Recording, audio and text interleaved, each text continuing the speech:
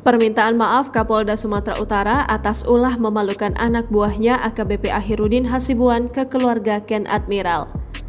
Baru-baru ini Kapolda Sumatera Utara, Inspektur Jenderal Polisi RZ Panca Putra Simanjutak mendatangi rumah keluarga Ken Admiral, korban penganiayaan anak AKBP Ahirudin Hasibuan.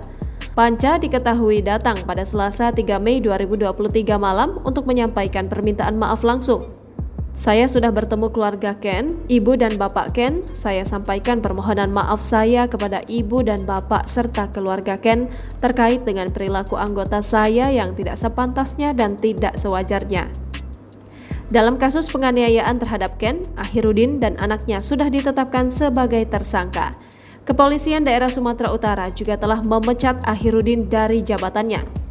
Panca mengatakan Ahirudin telah membiarkan penganiayaan itu terjadi meski dirinya berada di lokasi kejadian. Dalam kasus itu, Ahirudin dijerat pasal 305, pasal 55, dan pasal 56 KUHP.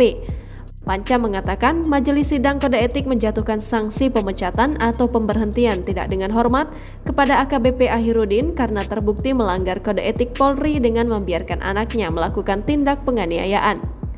Sebagai seorang anggota Polri, Ahirudin seharusnya tidak membiarkan penganiayaan itu terjadi. Panca menegaskan Ahirudin seharusnya bisa menyelesaikan dan mampu melerai kejadian penganiayaan tersebut. Namun fakta dari hasil sidang, Majelis Etik melihat tidak dilakukan yang seharusnya dan sepantasnya dilakukan. Panca menjelaskan hal yang memberatkan sehingga Majelis Kode Etik memutuskan untuk memecat Ahirudin adalah karena telah membiarkan penganiayaan itu terjadi meski dirinya berada di lokasi.